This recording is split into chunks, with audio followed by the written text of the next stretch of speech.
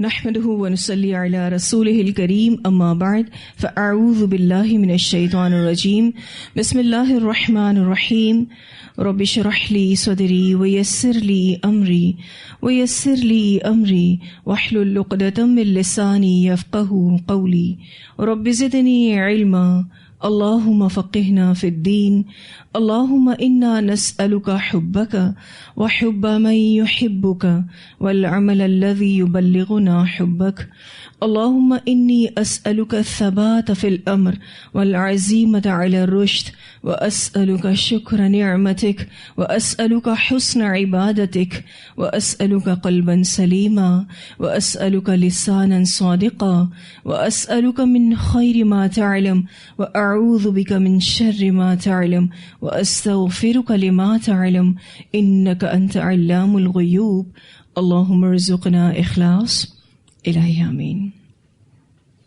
Lesson number 149 سورہ اسراء آیت number 94 to 111، 94 سے لے کر 111 تک انشاءاللہ۔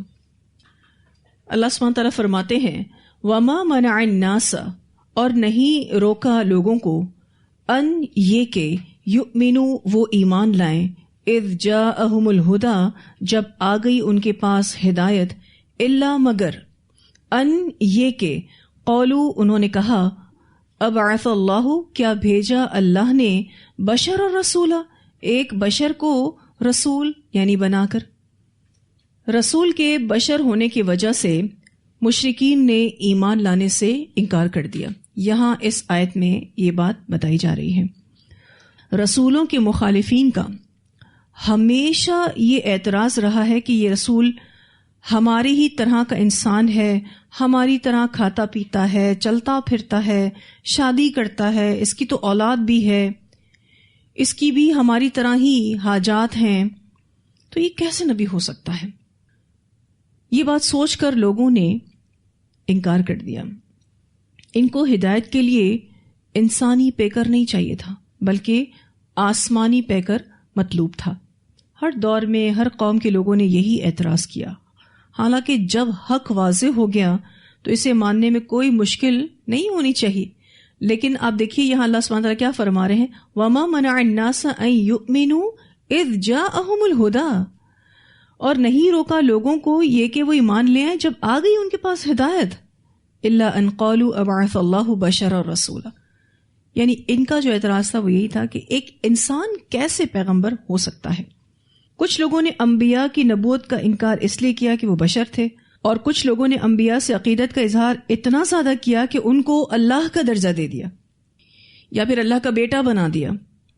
دونوں ہی ایکسٹریم رویے ہیں، یعنی ایک نبی کو بشر کہتے ہوئے انکار کر دینا یا پھر ایک نبی کو بشر کے درجے سے اوپر اٹھا کے الہ بنا دینا۔ دونوں ہی ایکسٹریم رویے ہیں، دونوں ہی غلط رویے ہیں۔ آج بھی آپ دیکھیں تو نبی اکرم صلی اللہ علیہ وسلم سے عقیدت میں غلو کرنے والے کیا کیا کچھ کہہ جاتے ہیں۔ آپ صلی اللہ علیہ وسلم کو نوری مخلوق کہتے ہیں کہ وہ ہماری طرح انسان نہیں ہے، وہ تو نوری مخلوق ہیں، یعنی نور سے پیدا کیے گئے ہیں۔ اور یہ بات کہہ کر ان کو اور بہت سارے عقائد جو ہے وہ اپنے لوگوں کے درمیان رواج دینے ہوتے ہیں۔ نبی اکرم صلی اللہ علیہ وسلم کی شان میں غلو کر کے محبت کے دعوے کرتے ہیں۔ تو یہ لوگ جو نبی اکرم صلی اللہ علیہ وسلم کو بشر نہیں مانتے بلکہ نوری مخلوق مانتے ہیں، یہ بات وہ صرف اور صرف نبی اکرم صلی اللہ علیہ وسلم کے اعلیٰ درجات کو بیان کرنے کے لیے کرتے ہیں۔ تو آپ صلی اللہ علیہ وسلم کا درجہ تو ویسے ہی اعلیٰ ہے، آپ کی تو بڑی ہی فضیلتیں ہیں، ہم نے پچھلی آیات میں اس کو پڑھا بھی۔ نبی اکرم صلی اللہ علیہ وسلم سید المرسلین ہے، یہ کوئی چھوٹی بات ہے کہ آپ تمام رسولوں کے سردار ہیں، یہ کوئی چھوٹی بات تو نہیں ہے۔ نبی اکرم صلی اللہ علیہ وسلم خاتم النبیین ہے، آپ کے ذریعے نبوت کو اختتام کیا گیا، آپ کے ذریعے نبوت کو سیل کیا گیا کہ اب کوئی نبی نہیں آئے گا، قیامت تک نبوت کی ضرورت کو ختم کر دیا گیا نبی اکرم صلی اللہ علیہ وسلم کی ذات سے۔ تو یہ کوئی کم بات ہے، یہ کوئی کم فضل ہے، یہ کوئی کم شرف ہے؟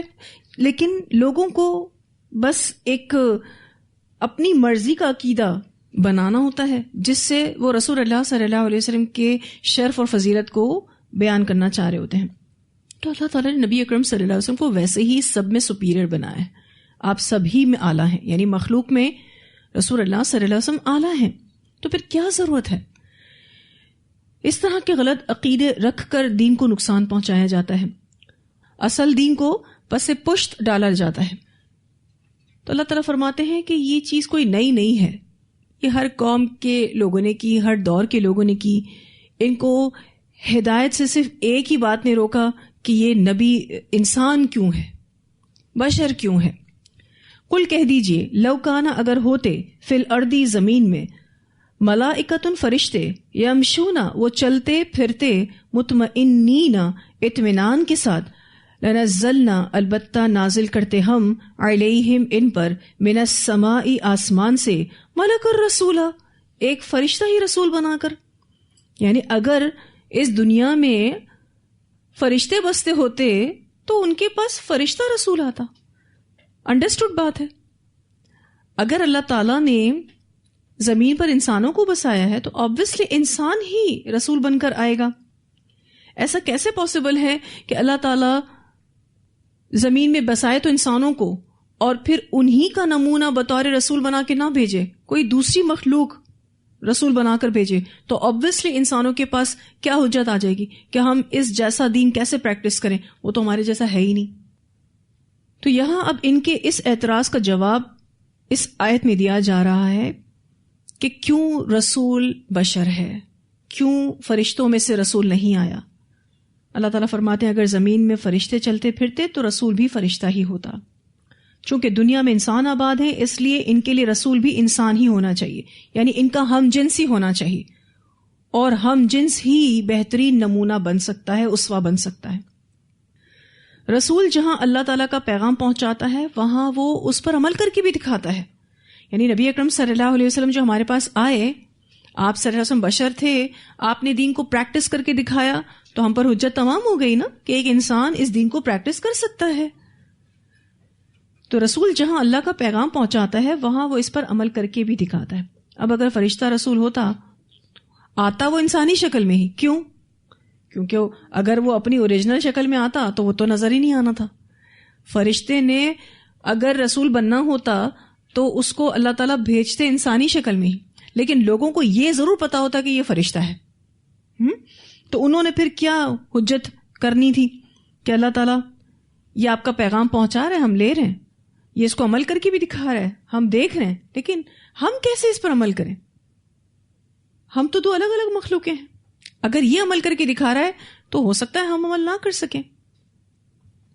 آج بھی بہت سارے لوگ اگر دین کی بات ان کو بتائی جائے کہ ایسا کریں، نبی اکرم صلی اللہ علیہ وسلم ایسا کرتے تھے اور آپ صلی اللہ علیہ وسلم کو بطور مثال پیش کیا جاتا ہے، تو بڑے آرام سے لوگ کہہ دیتے ہیں وہ تو آپ صلی اللہ علیہ وسلم تھے، ان جیسا عمل ہم تھوڑی نہ کر سکتے۔ نو ڈاؤٹ آپ صلی اللہ علیہ وسلم سب سے زیادہ اللہ تعالیٰ سے ڈرنے والے تھے، اور ان کا عمل بہت اسٹرانگ تھا، کنٹینیوس بھی تھا اور بہت زیادہ بھی تھا۔ لیکن کہیں آپ کو یہ نہیں ملے گا کہ سنت میں کسی عمل کے بارے میں بتایا جا رہا ہو اور یہ کہا جا رہا ہو تم کر نہیں سکتے اس کو، لیکن پھر بھی بتایا جا رہا ہے۔ اس کو نبی اکرم صلی اللہ علیہ وسلم نے کر کے دکھایا، اور آپ صلی اللہ علیہ وسلم نے اپنے لیے جو زندگی میں اسٹیٹس چنا وہ مسکینی کا چنا، کیونکہ آج بہت سارے لوگ دین کو پریکٹس کرنے میں یہ بھی کہہ رہے ہوتے ہیں ہم اس طرح سے کیسے پریکٹس کریں، ہمارے پاس تو مال کی وسعت ہی نہیں۔ تو آپ کے سامنے جو نبی بھیجا گیا اس کا تو لیونگ سٹینڈرڈ کیا تھا؟ یعنی غریب سے غریب انسان بھی دین کو فالو کر سکتا ہے، ان تمام اخلاقیات کو اپنا سکتا ہے، ان تمام اعمال کو اپنا سکتا ہے۔ غربت اس کے معنی نہیں ہے، غربت اس کے لیے رکاوٹ نہیں ہے۔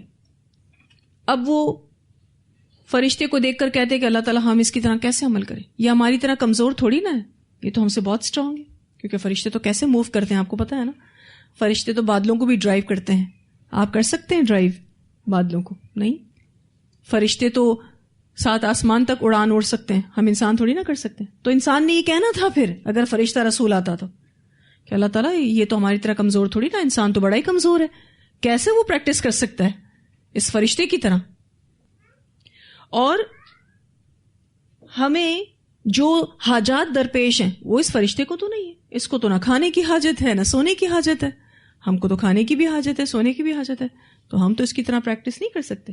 آ جاتی نا پھر حجت، تو اللہ تعالیٰ نے کہا ایسا ہو ہی نہیں سکتا۔ اور ویسے بھی کسی بھی انسان کے لیے اسوہ جو ہے اس کے ہم جنس سے ہی ہوتا ہے. اگزامپل ہمیشہ آپ کو برابر کی ہی دی جائے گی، سملر چیزوں کی دی جائے گی. پھر یہ کہ فرشتہ جو ہے وہ انسانی سوچ، انسانی جذبات اور حالات کو نہیں سمجھ سکتا، کیونکہ وہ بالکل ہی مختلف مخلوق ہے. وہ انسانوں کے لیے نمونہ بن ہی نہیں سکتا. اصل نمونہ انسان کے لیے انسان ہی ہے.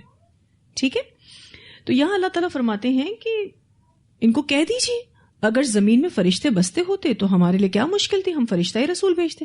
پھر ہم ان کے پاس تھوڑی نا انسان رسول بنا کر بھیجتے. تم انسان بستے ہو زمین میں تو تمہارے لیے ہم نے انسان رسول بھیجا، اور یہ تمہارے ہی حق میں بہتر ہے.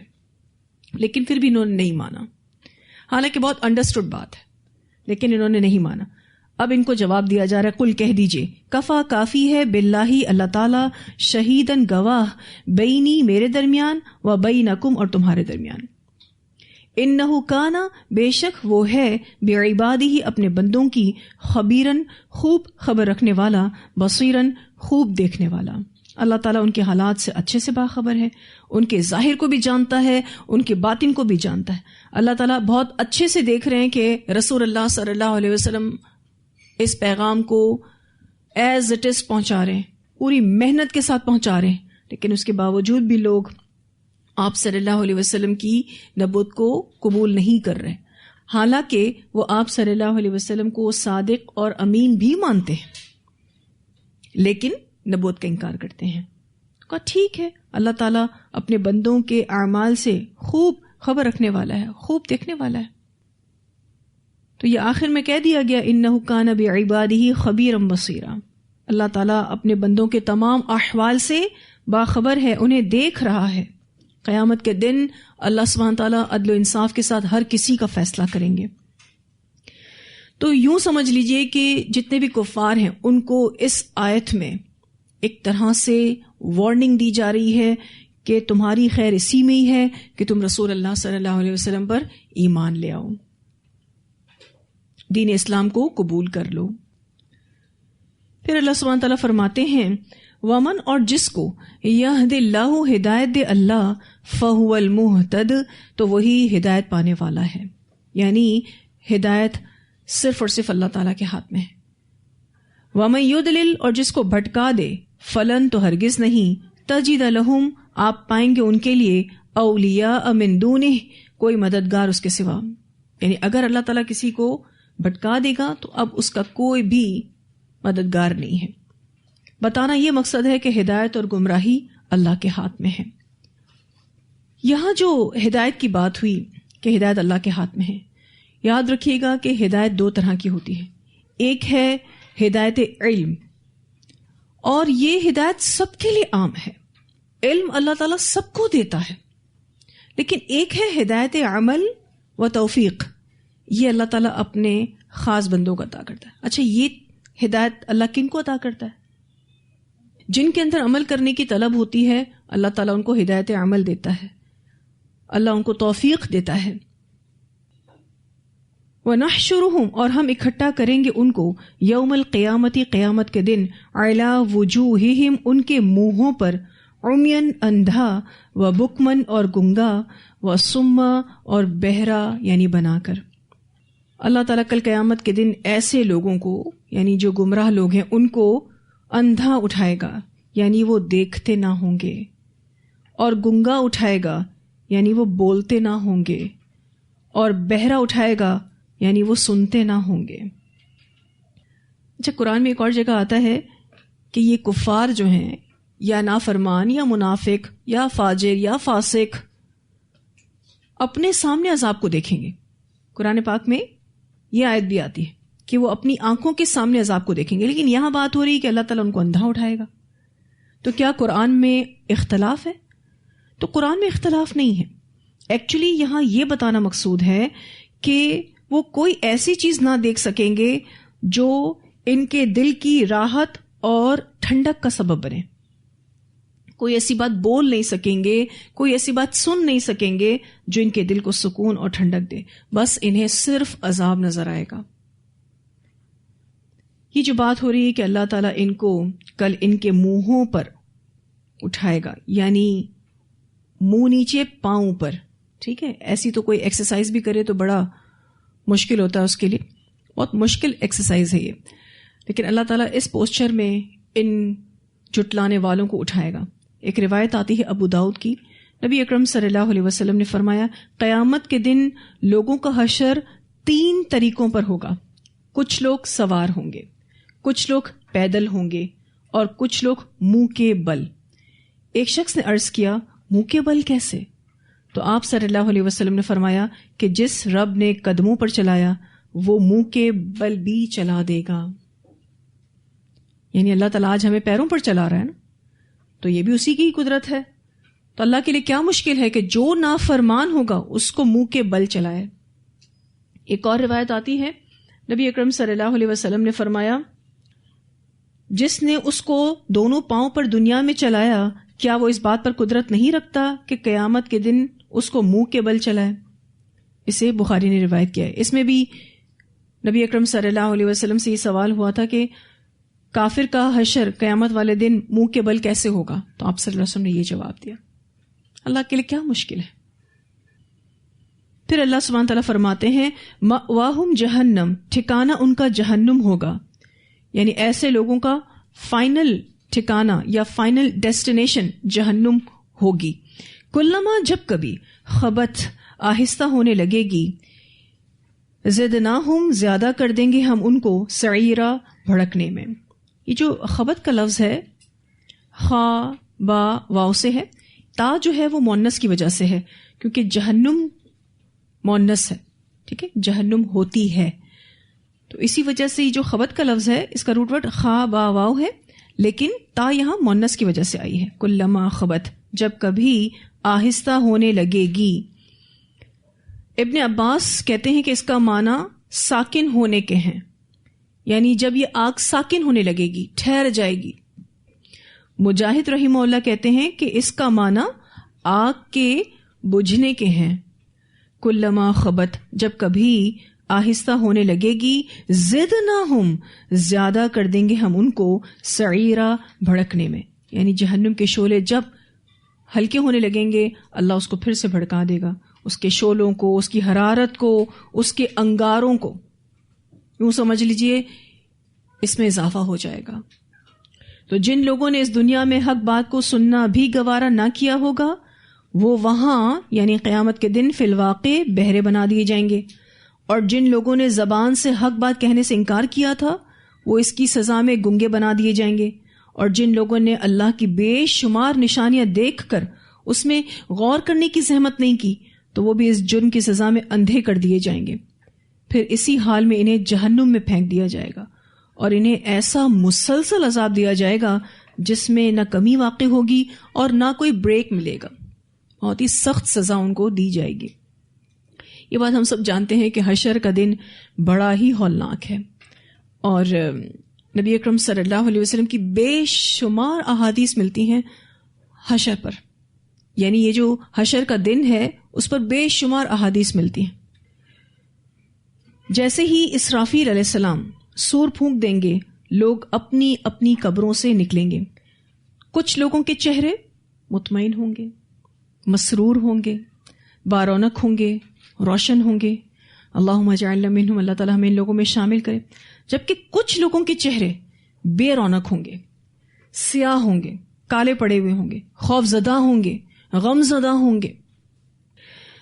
اور جب ایسے لوگ اپنے سامنے بارونق چہرے والے لوگوں کو دیکھیں گے تو یقیناً ان کے اندر اپنی ذلت اور رسوائی کا احساس کئی گنا بڑھ جائے گا. یہ جو ہم دعا مانگتے ہیں نا اللہ تعالیٰ تو ہمیں کل قیامت کے دن کی رسوائی سے بچانا، یہ بہت امپورٹنٹ دعا ہے. کیونکہ اگر کسی انسان کو اپنا چہرہ سیاہ نظر آئے، اس کے اندر جو خوف ہے، جو غم ہے، جو ڈپریشن ہے وہ نظر آئے، اور سامنے اس کو کچھ ایسے لوگ نظر آ رہے ہوں جو حشاش بشاش ہوں، روشن چہرے والے ہوں، تو سوچیں پھر اس کو کتنی زیادہ اپنی انسلٹ فیل ہوگی، کتنی رسوائی فیل ہوگی. اور یہ رسوائی علل اعلان ہوگی، سارے جہاں کے سامنے ہوگی. لوگ اپنی قبروں سے بے لباس اٹھیں گے، سب سے پہلے حضرت ابراہیم علیہ السلام کو لباس پہنایا جائے گا، اس کے بعد رسول اللہ صلی اللہ علیہ وسلم اور دیگر انبیاء کو لباس پہنایا جائے گا، پھر ان کے بعد صالحین، صدیقین، شہداء اور اسی طرح سے اہل ایمان جو بھی ہوں گے ان کو لباس پہنایا جائے گا. لیکن کفار، منافقین، فاسق، فاجر اور اسی طرح سے مشرک، بدعتی جتنے بھی لوگ ہیں ان لوگوں کو برہنہ رکھا جائے گا. اب یہ جو بے لباس لوگ ہوں گے اپنے سامنے ان لوگوں کو جب دیکھیں گے جن کو عزت کا لباس پہنایا جائے گا، ان کو آنرز دیے جائیں گے، تو پھر آپ سوچئے کہ ایسے لوگوں کی ذلت اور رسوائی میں اور اضافہ ہو جائے گا. یعنی ذلت اور رسوائی کا احساس جو ہے وہ اور ملٹیپل ہو جائے گا. اس سے پہلے وہ چہروں کی وجہ سے پریشان تھے، پھر وہ اپنے آپ کو برہنہ دیکھ کر پریشان ہوں گے، کیونکہ صرف وہی برہنہ ہوں گے. یہ جو بری کیٹیگری کے لوگ ہیں نا صرف وہی برہنہ ہوں گے.